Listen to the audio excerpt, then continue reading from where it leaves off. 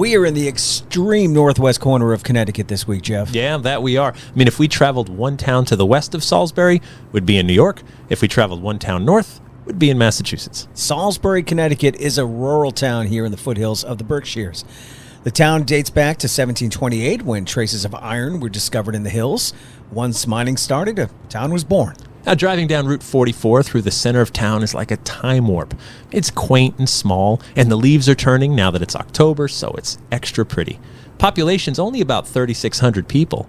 Salisbury is one of many New England towns, that preserve their old buildings and their main streets. Often when a town preserves its history, it also preserves its ghosts. So very true. And that's why we're here, Ray. We're searching for a house so haunted, it made the news all the way down to New York City. We're here searching for Salisbury's haunted Ticknor house. I'm Jeff Belanger, and welcome to episode 320 of the New England Legends podcast. And I'm Ray Auger. Thanks for joining us on our mission to chronicle every legend in New England one story at a time.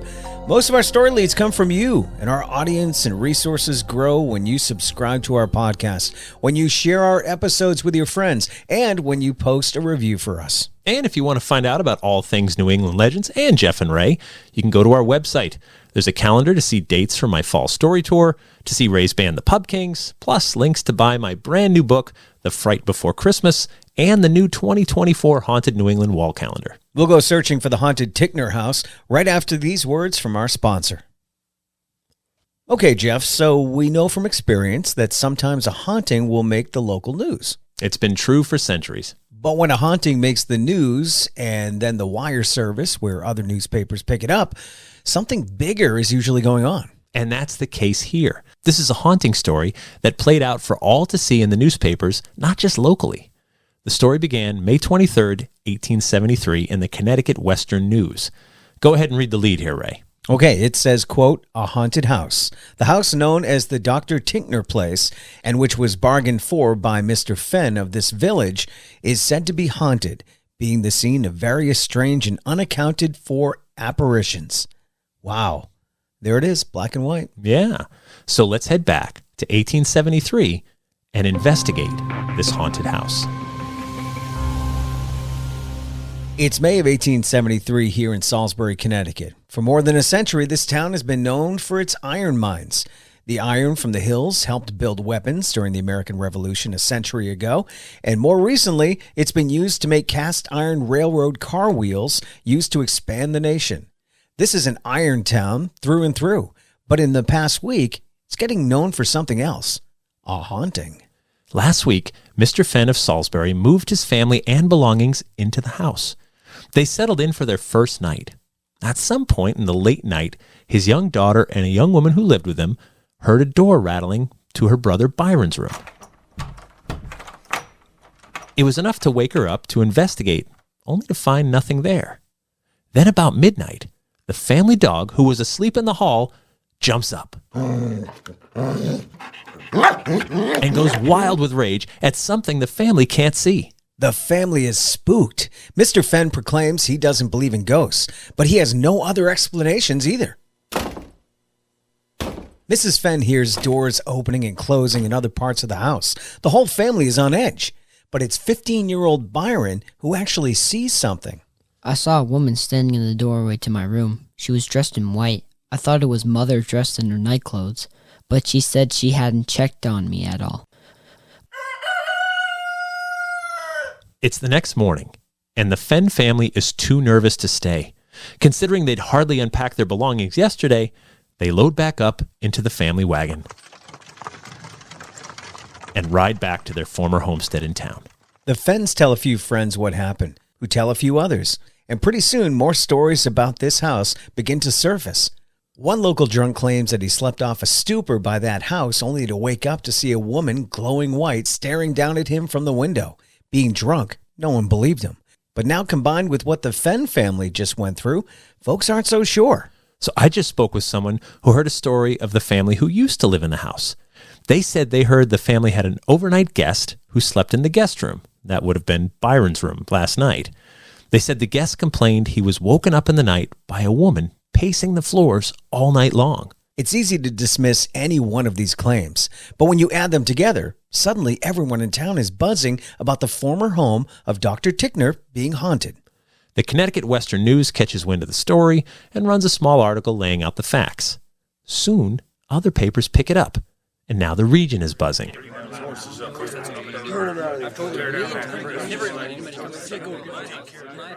It's now mid-June. Almost a month has passed since the reports of Salisbury's haunted house began to circulate, and now a reporter from the New York Daily Sun comes strolling into town asking about ghosts. The reporter is taken with the beauty of Salisbury, the farms, the rolling hills, and the mines. It's picture-perfect New England. But once he starts asking about the local haunted house, some Salisbury locals get their hackles up. Ever since it's been in the papers, people have come around gawking. It's attention they'd rather not have. Still, this reporter seems determined to find the story and see for himself. He's heading inside the local tavern. Always a good place to start. Let's follow him.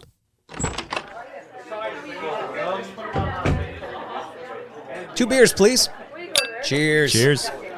Some of the locals think it's all made up and scoff at the reporter's questions. Yeah, but others believe what they hear. In fact, one local just ran out into the street and is dragging in a teenage boy. That's Byron Fenn. Oh, right. The boy who saw the ghost in his room last month. Right. So the reporter's intrigued. Byron, tell us about your ghost. Yeah, I've seen her. What did she look like? A woman. Was she young, old? What was she wearing? Old and dressed in white. How were you able to see her in the dark? The moon was shining and the blind was open. Did she actually come into your room, Byron? No, she came up to the steps and looked in the door, which was open. She stood still for about 5 minutes, looking around the room and looking at me in the bed. Did she say anything or move from the door? No, she did not speak, nor move her hands from her bosom, where they were crossed just so. Byron just crossed his hands across his chest like an X. That's just the way they laid out old Mrs. Ticknor.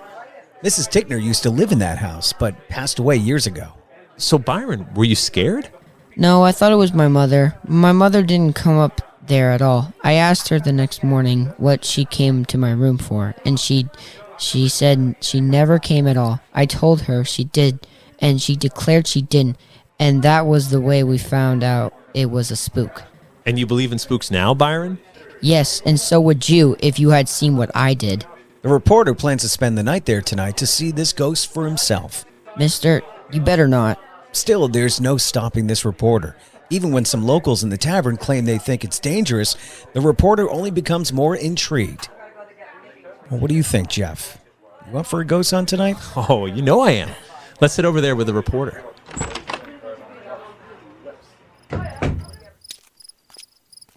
We learned today that the Ticknor property was cheap, which is why the Fenns were eager to buy it. But cheap and haunted didn't sound so good now. The family's nervous. Still, others are curious enough to join us tonight. The Yorks are accompanying us to the house. Even old Ben Ball, a Civil War vet from town, he's come out as well. Let's go inside.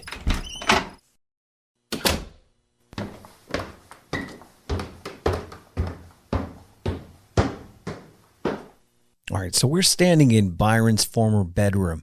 It's really damp and cool in here. There's no fireplace. The reporter's lighting a fire in the fireplace in the room across the hall. I guess from here we can keep warm and keep an eye on the haunted bedroom. While we wait, those gathered share their own stories of seeing ghosts in other places.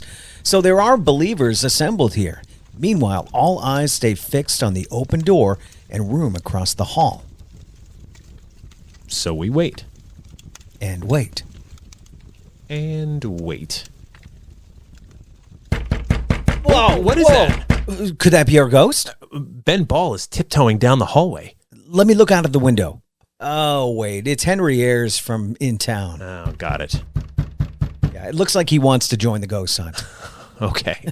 Well, I guess we're back to waiting then.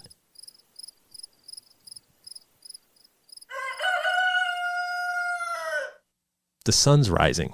We haven't seen or heard anything all night besides a local knocking at the door. There's some debate among the group whether the ghost was in hiding last night or if she was never here to begin with. And that brings us back to today. To the reporter's credit, he seemed to understand that spending a single night in an alleged haunt and not seeing anything isn't proof that the ghost was never there or never will be there again. I mean, eventually the news cycle moves on, and so too does the town of Salisbury. Well, that's how things go. Enough time passes and something new grabs our attention. So everything we know about this story comes from 3 different newspaper articles from the Connecticut Western News. One was from May of 1873, and 2 were from June of that year.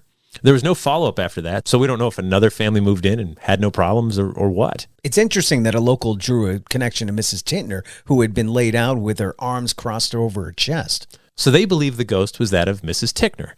Dr. Belanger Ticknor was born in Salisbury in 1788. He traveled the world serving as a surgeon in the Navy and then moved out to Michigan. He was one of Salisbury's most notable sons. So everyone would remember his house in town. Right, but after this article, everyone in town remembered the ghost. Hauntings come and go. Enough time passes, we lose any and all connections, and maybe those old ghosts eventually just move on.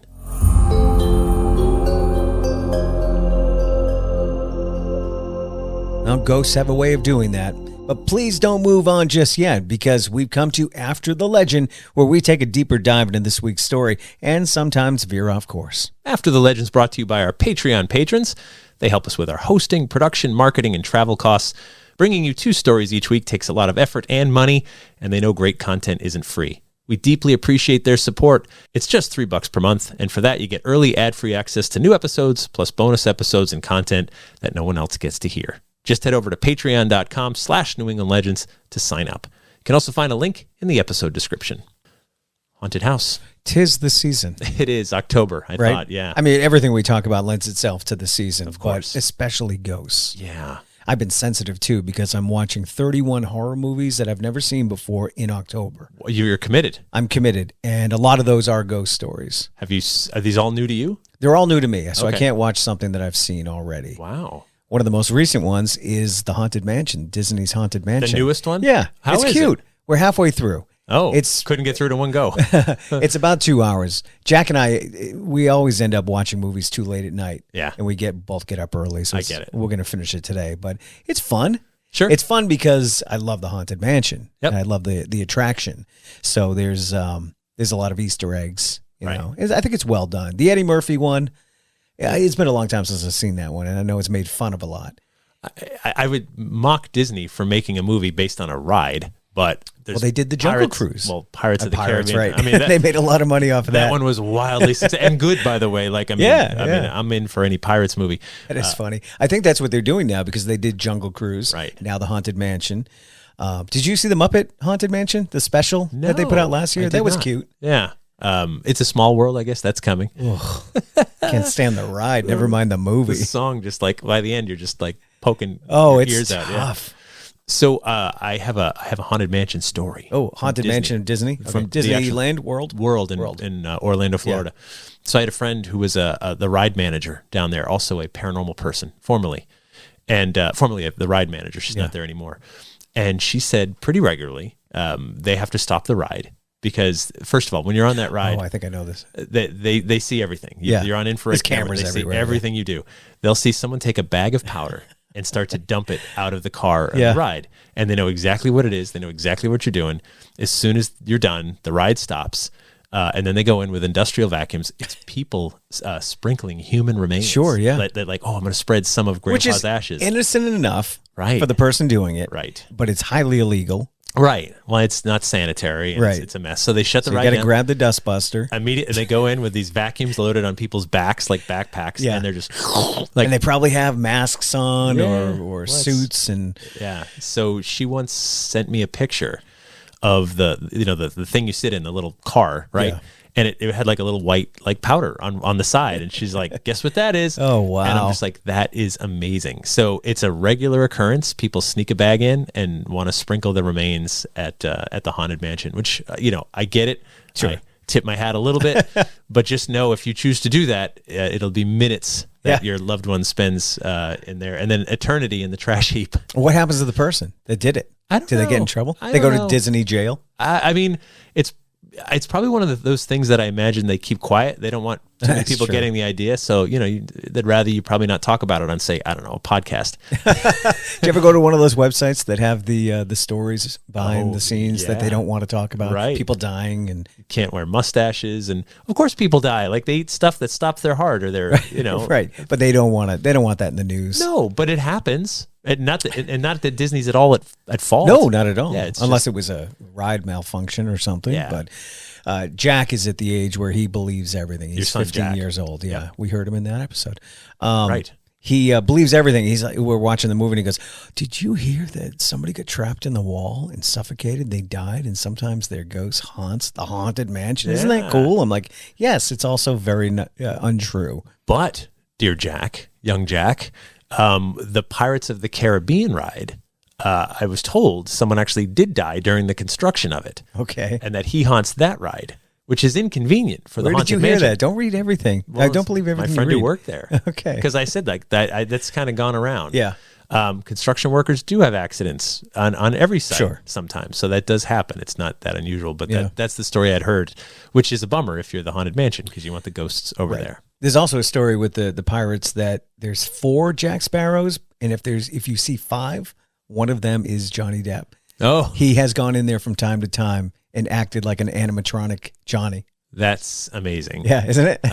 Or he's probably walked around too, because like you would not assume that's Johnny Depp. Walking around, like Just taking like- pictures and stuff. Yeah, and Yeah, with the crowd. yeah. Wouldn't you Wow, think? that guy looks just like him. you really nailed that was this good. one. Yeah. Kudos, Disney. Thank you, love. Right? Would you do that? I would absolutely do that if I was a celebrity. I mean, how many times have you seen videos from like Comic-Cons where like super mega celebrities put on some costume? Oh, the cost, like where you can't tell who's in It could be there. anybody. Yeah. And they walk around freely just Yeah. being like, Mark Hamill has put on a Stormtrooper outfit. Has he? And he's gone to like Star Wars premieres. That's great. And they're just like, who's your favorite character? And they're like, oh, I like Kylo Ren or whatever. He's like, well, how about from the older movies?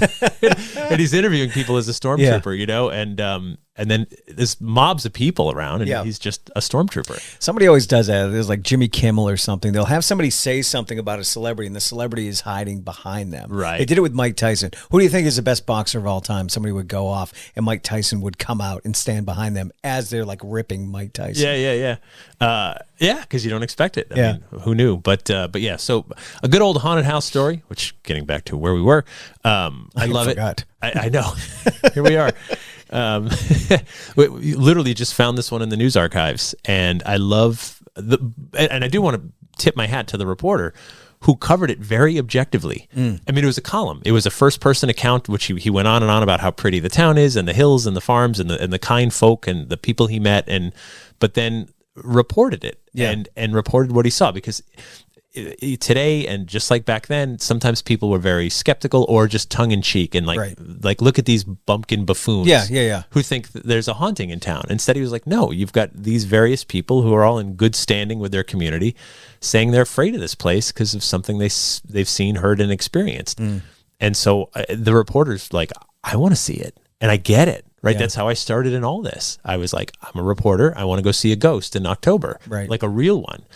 And I've been chasing it ever since. So I completely understand it. I thought they did a great job with the coverage. And now, of course, it's sort of been lost to time. This is not something that's known in town anymore because it made the papers in 1873, and we just dug it up this week. So who knows? Maybe people will go looking once again.